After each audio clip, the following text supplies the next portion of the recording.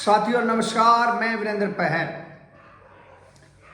आपको पता है कि हरियाणा के प्रदेश अध्यक्ष मोहन लाल बड़ोली और रॉकी मित्तल के ऊपर गैंग रेप का मामला एक महिला ने दर्ज करवा रखा है और वो कई दिन से उसकी चर्चा जोर शोर से मीडिया के ऊपर बनी हुई है।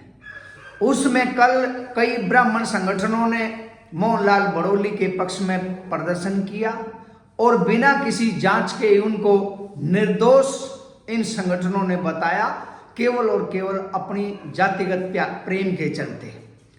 आज उसी कड़ी में भिवानी के अंदर कुछ विभिन्न सामाजिक संगठनों ने मोहन लाल बड़ोली के ऊपर हुई एफआईआर और उनके ऊपर लगे इस संगीन आरोपों के चलते मोहन लाल बड़ोली के खिलाफ धरना प्रदर्शन किया और उन्होंने सरकार से मांग की कि आखिर इस तरह के संगीन आरोप लगने के बाद भी आप अपने बीजेपी के अध्यक्ष को बचाने के लिए क्यों कोई कार्रवाई नहीं कर रही बीजेपी। और उन्होंने कहा कि बीजेपी हमेशा ही जब उसके नेताओं के ऊपर इस तरह की शिकायतें आती हैं, इस तरह की घिनौनी हरकत की बात आती है, तो वो जनता की बात सुनने और पीड़ित की बात सुनने की बजाय अपने नेता को बचाने के लिए हर हद पार कर देती है।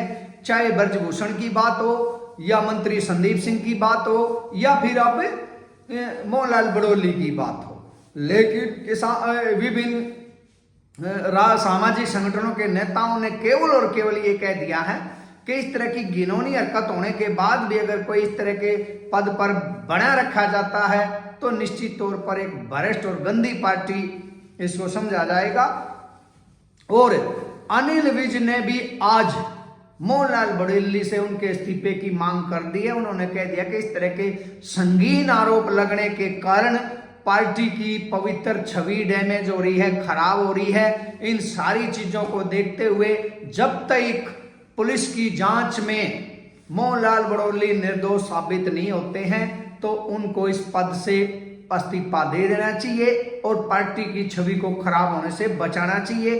कहीं ना कहीं ये अनिल विज ने भी मान लिया है कि हो सकता है इसमें कुछ सच्चाइयां हो और जिससे पार्टी को नुकसान हो, तो पार्टी को अच्छा रहेगा कि मोहन लाल बड़ोली से समय रहते किनारा कर लिया जाए ताकि पार्टी की छवि खराब ना हो और नुकसान ना हो।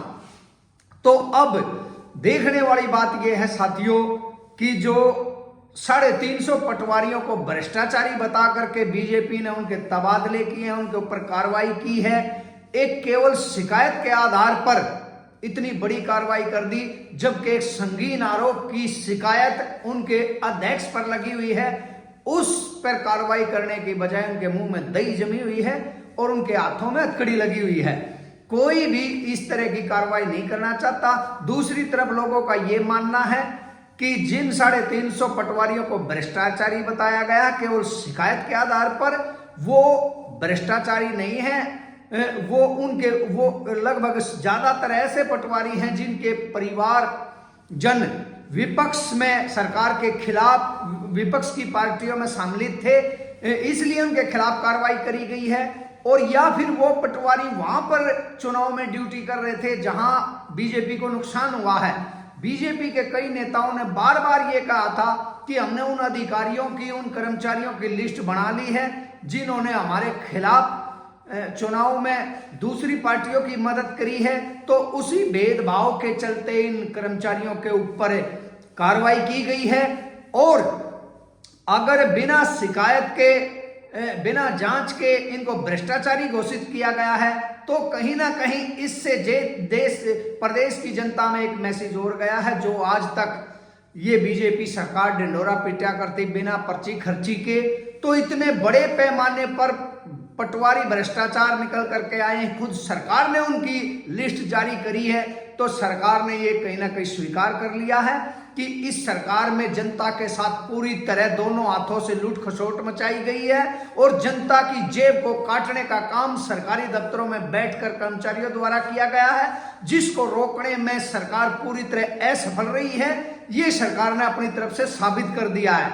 और बहुत सारी बातें ये भी आ रही है कि बिना जांच के केवल शिकायत के आधार पर अगर इनको भ्रष्टाचारी कह दिया गया और ये लोग भ्रष्टाचारी हैं तो क्यों इनके खिलाफ एफआईआर नहीं हुई, क्यों ये जेल नहीं गए हैं। अगर भ्रष्टाचारी है और सरकार ने इनकी लिस्ट जारी कर दी और मान लिया है तो अब तक इनके खिलाफ FIR दर्ज हो गई, ये लोग जेल में चले जाने चाहिए थे।